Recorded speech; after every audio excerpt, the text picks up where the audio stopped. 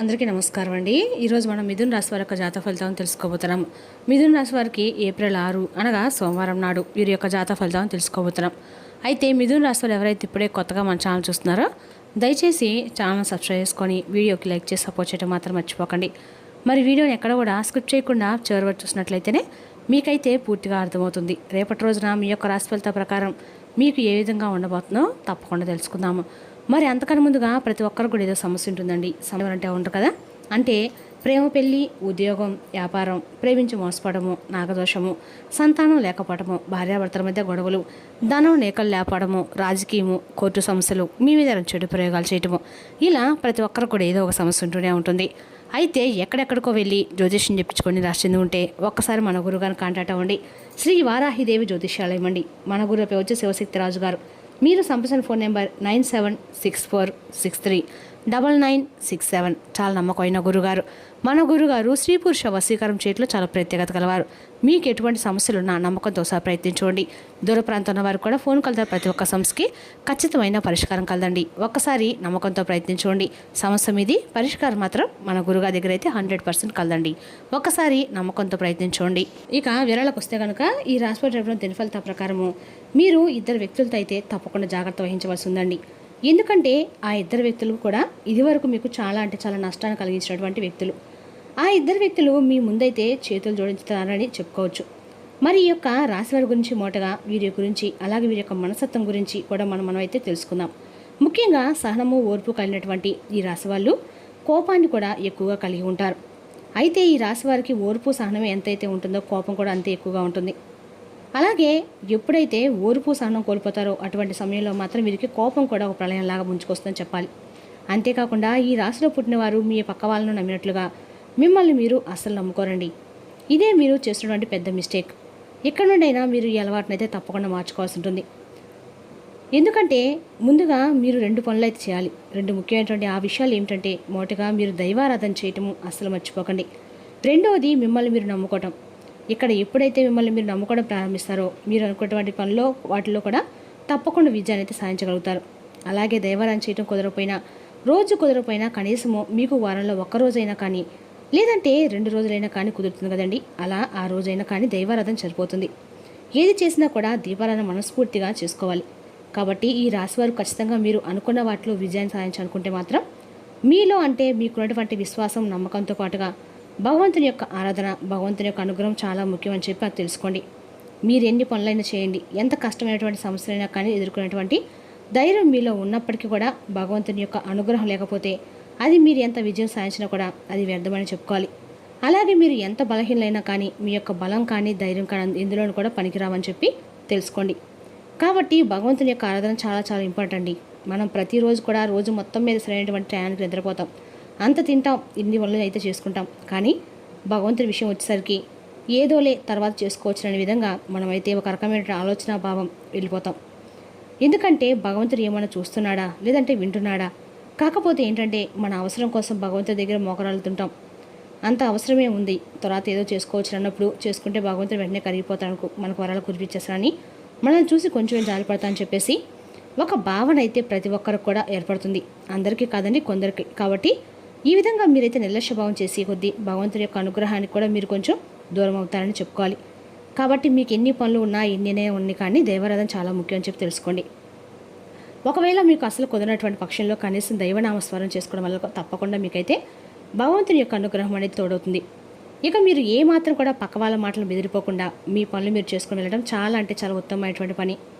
రేపటి రోజున మీరు ఏదైనా కానీ మిమ్మల్ని ఉంచే విధంగా కొంతమంది ప్లాన్ చేసి మీకు ఏదైనా లేనిపోని మాటలు ఎక్కించేసి మీరు అతి కోపంగా గురే విధంగా వారి యొక్క ప్రోత్సాహం అయితే ఉండబోతుంది.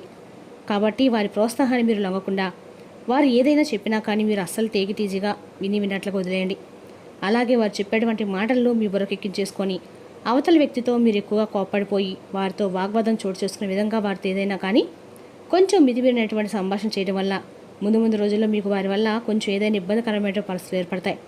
కాబట్టి ఎవరు ఎన్ని చెప్పినా కానీ మీరు అనవసరమైనటువంటి కోపాన్ని తెచ్చుకోకండి. ఇక అలాగే ఈ రాశి వారికి 2 వ్యక్తులు మీ దగ్గరకు వచ్చి ప్రత్యేకంగా మీ చేతులు జోడిస్తారని చెప్పుకోవాలి.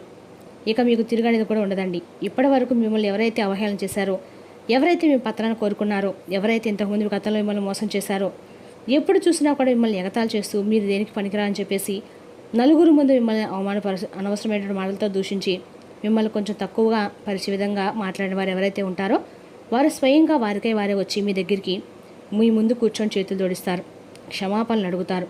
ఇక మీరు చాలా జాగ్రత్తగా పడాలండి. ఎందుకంటే ఆ ఇద్దరు మనుషుల నుంచి మీరు చాలా దూరంగా వెళ్ళాలి అని చెప్పుకోవాలి.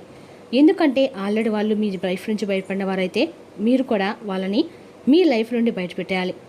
ఎందుకంటే మిమ్మల్ని ఒక్కసారి మోసపరిచిన వారే అలాగే మిమ్మల్ని చాలా పూర్తిగా కింద అదిగచాల్సిన విధంగా ఎన్నో మాటలతో హేళన చేసి మిమ్మల్ని బాధ పెట్టిన వారు మరలా వారికే వారు తప్పు తెలుసుకొని ఇప్పుడు మీరు ఏదైనా కొంచెం మంచి స్థాయికి రాబోతున్నారని తెలుసుకోనో, లేదంటే మీకు ఏదైనా మంచి అవకాశాలు ఉన్నాయనో, మీరు కొంచెం వారికంటే ఎక్కువ స్థాయిలో ఉన్నారనో చెప్పి తెలుసుకొని వారికి ఏదో ఒక అవసరం కోసం మీ దగ్గర రాబోతున్నారనే కానీ ఇక వారు ఏది కూడా వారిపై వాళ్ళు ఏదో ఒక క్షమాపణలు ఎదుర్కోవడానికి అయితే మీ దగ్గరికి రావడం లేదు.